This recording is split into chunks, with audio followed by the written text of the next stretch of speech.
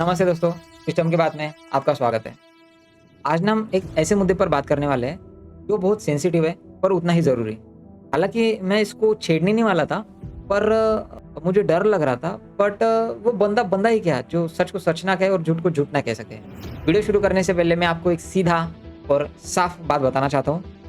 ये वीडियो किसी धर्म के खिलाफ नहीं है, ये किसी भगवान के खिलाफ नहीं है, ये किसी देवी देवता या फिर आपके पर्सनल आस्था के खिलाफ बिल्कुल भी नहीं है। अगर आप किसी गुरु को, किसी बाबा को मानते होंगे, तो मैं आपकी आस्था का दिल से सम्मान करता हूँ। आज का ये वीडियो आपके विश्वास पर बिल्कुल नहीं है, बल्कि आपकी आस्था और आपके भरोसे पर चलने वाले इकोनॉमिक सिस्टम पर है।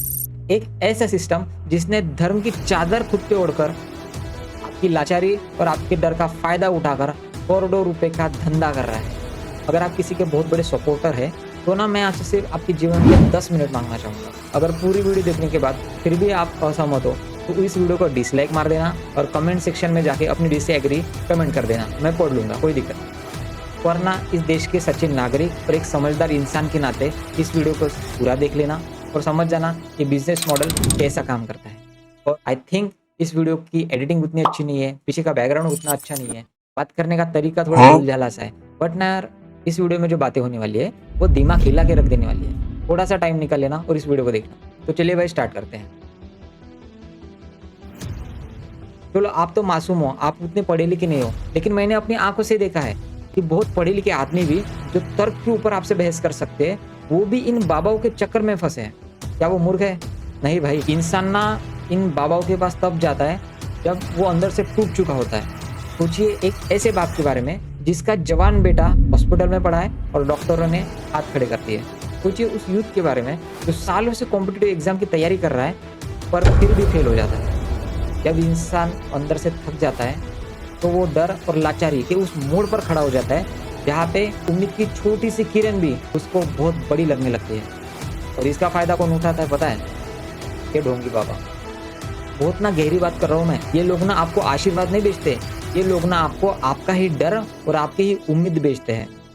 जब आप डराए जाते हैं कि अगर आपने ये पूजा नहीं की तो आपका बहुत बुरा हो जाएगा, अगर आपने कुंडली में इस ग्रह को शांत नहीं किया तो आपकी बेटी की शादी नहीं हो पाएगी, उसके जीवन में हमेशा अमंगल ही रहेगा।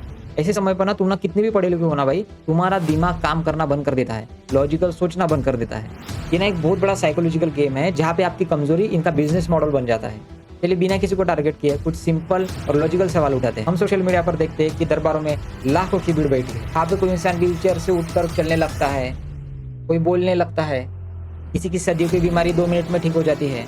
मेरा सवाल ये है भाई, इनके पास अगर शक्तियाँ हैं तो इनकी शक्तियाँ सिर्फ इनके जब कैमरा चालू होता है तभी, और उनके उन्हीं दरबार पर क्यों काम करती है? हमारे देश में हजारों गवर्नमेंट हॉस्पिटल्स हैं जहाँ पे बहुत सारे बच्चे कैंसर वार्ड में लोग तड़प रहे होते हैं। ये शक्तियाँ वहाँ जाके बच्चों को, गरीब लोगों को क्यों ठीक नहीं करती? प्रैक्टिकल होकर सोचो यार, सच में भगवान की इन पर कृपा है तो इनकी जो शक्तियाँ है ये काम करने के लिए सिर्फ कैमरा और इनकी स्टेज, इसकी जरूरत क्यों पड़ती है? क्या इनकी शक्तियाँ किसी रैंडम जगह पे काम नहीं कर सकती? जो बाबा दुश्मन और दोस्त को एक बराबर बताते हैं, जो बाबा कहते हैं कि भगवान के दरबार में सब सरीके हैं, तो फिर ये मंदिरों में वीआईपी लाइन क्यों होती है? कुछ लोगों को स्पेशल ट्रीटमेंट क्यों मिलता है? जो महंगी पर्ची कटवाएगा वो आगे बैठेगा, उसको भगवान के साथ टाइम स्पेंड करने को मिलेगा। और जो गरीब है, जिसके दिल में सच में भगवान के प्रति श्रद्धा है, वो भरी धूप में लाइनों में खड़े रहकर धक्का खाएगा। क्या ऊपर वाले का आशीर्वाद अब इस बात से तय होगा कि आपके जेब में कितना पैसा है?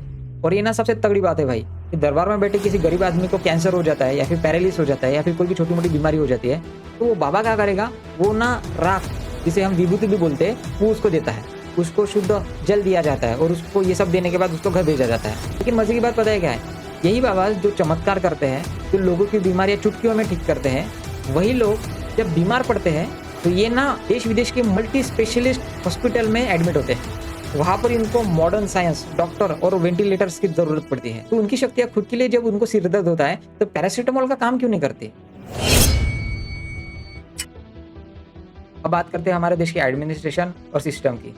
हमारे देश में anti suppression and black magic act मतलब अंधविश्वास विरोधी कानून मजबूत है, लेकिन फिर भी ये सिस्टम चुप क्यों हो जाता है? इसके लिए ना 2 सबसे बड़े कारण है, और सबसे पहला है वोट बैंक। इन ढोंगी बाबाओं के पास ना लाखों करोड़ों लोगों की ब्लाइंड फॉलोइंग होती है। कोई भी पॉलिटिकल पार्टी या फिर एडमिनिस्ट्रेशन, कोई सच्चा आदमी इन पर हाथ लगाने से पहले लाखों बार सोचता है। डरता है हाथ लगाने से पहले, क्योंकि उनको डर है एक छोटी सी गलती उनका पूरा वोट बैंक खराब कर सकती है या फिर लॉ एंड ऑर्डर्स की प्रॉब्लम हो सकती है। और दूसरा कारण है जमीन और पैसा। इनके बड़े बड़े आश्रम अक्सर डिस्प्यूट लैंड्स और फॉरेस्ट की जमीनों पर खड़े हो जाते हैं और लोकल अथॉरिटीज ना आके मुन करके बैठी होती है। और ये सब चीजें होने के बाद भी सिस्टम तब जागता है जब पानी सर के ऊपर जाता है, जब या तो कोई बहुत बड़ा जमीन का स्कैम सामने आता है, लाखों का फाइनेंशियल फ्रॉड होता है, या फिर और सेक्सुअल एक्सप्लॉयटेशन की खबरें आती है। और तब तक ना हजारों जिंदगियां बर्बाद हो चुकी होती है। भाई मेरे, हम ना वीडियो के अभी क्लाइमैक्स पे आ चुके हैं और यहाँ से ना वीडियो इंटेंस होने वाली है, थोड़ी सी समझदारी वाली बातें होने वाली है, समझो इस बात को। मैं ना अपना थोड़ा पर्सनल ओपिनियन भी यहाँ पे रखना चाहूँगा कि विश्वास और अंधविश्वास, इसको ना 1 मिनट में आपको समझा दूंगा। मेरी बात ना ध्यान से सुनना, वरना समझेगी नहीं। भगवान पर, ऊपर वाले पर जब विश्वास होता है तो वो ना आपको अंदर से मजबूत करता है, आपको जीवन में हर कठिनाई से, हर प्रॉब्लम से लड़ने की ताकत देता है। धर्म आपको आदमी से इंसान बनाता है, वो है आस्था, वो है श्रद्धा, वो है विश्वास। लेकिन दिक्कत क्या चालू हो जाती है पता है?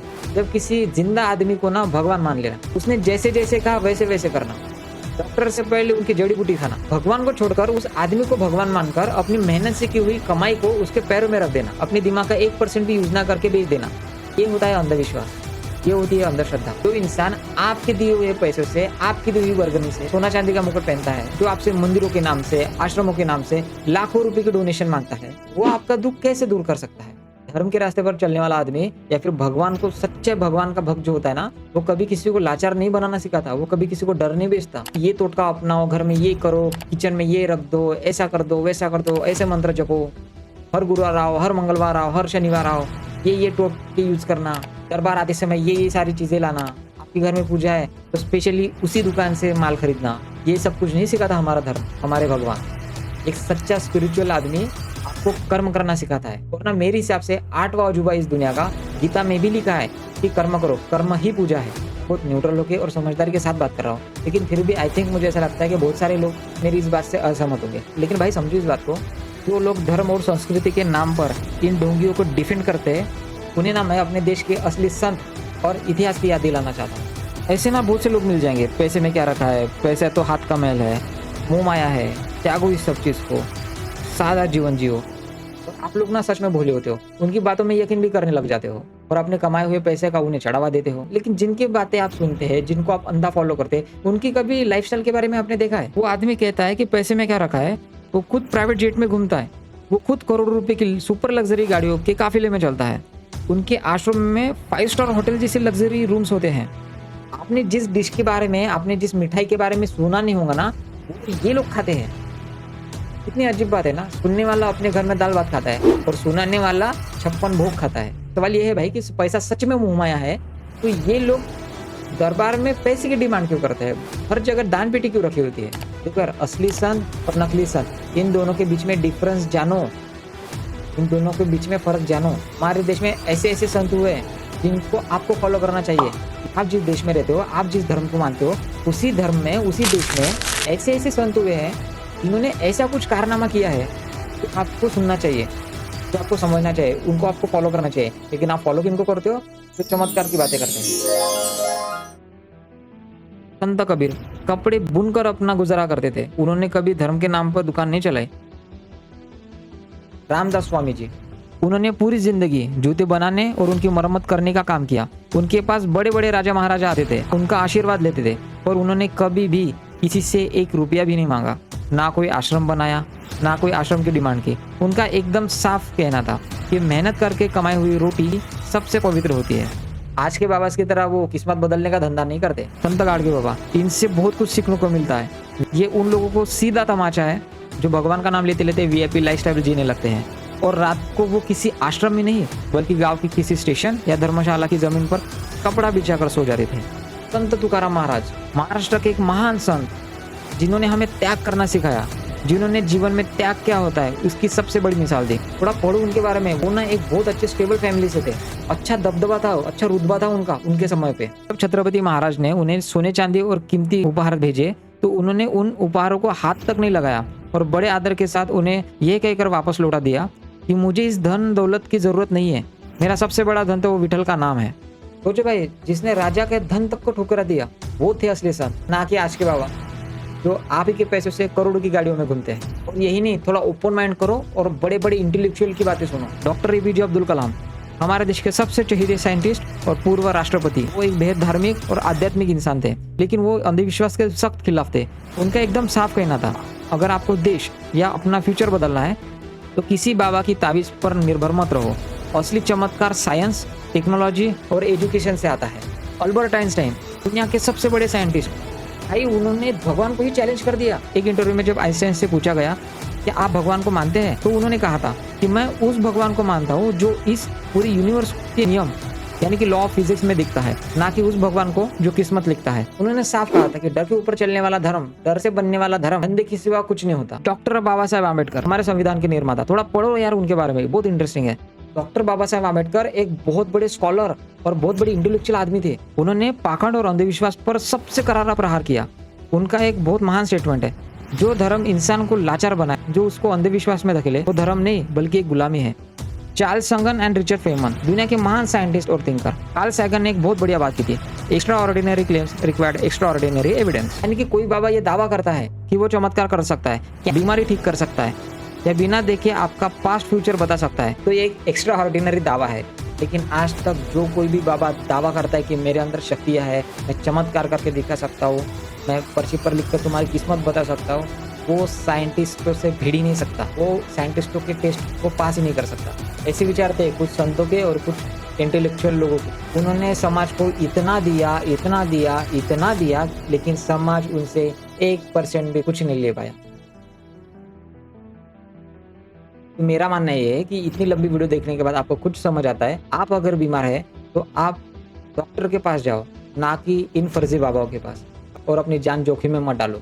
और करियर की वजह से आप टेंशन में हो, डिप्रेस रहते हो, करियर कैसा जाएगा, क्या होगा, कुछ समझ में नहीं आ रहा, तो भाई इन लोगों के पीछे मत पड़ो, भगवान के पास जाओ। मंदिरों में 2-2 घंटा बैठो, लेकिन इन दरबार में, इन बाबाओं के पास बिल्कुल मत जाओ। कुछ नए स्किल सीखो, कुछ अपग्रेड करो। करियर में कुछ ना कुछ उतार चढ़ाव चलता ही रहेगा, लेकिन भाई इन लोगों के हाथ में अगर तुम फंस गो ना, तुम्हारी जिंदगी बर्बाद है। 100 बात की एक बात कहूँ क्या, इनकी दुकान आपके डर से चलती है। जब आप डरना बंद कर देंगे ना, इनकी दुकानें बंद हो जाएगी। तो आई होप वीडियो आपको पसंद आया होगा। मुझे पता है वीडियो बहुत लंबा है, और लेकिन बातें भी वैसी ही थी यार। बताओ यार आपके इस मुद्दे पर क्या कहना है। चैनल को सब्सक्राइब करो, वीडियो पसंद आए तो लाइक मारो, कमेंट में ज़रूर बताना, क्योंकि मुझे कमेंट पढ़ने की आदत है। तो बताओ यार कैसा वीडियो रहा।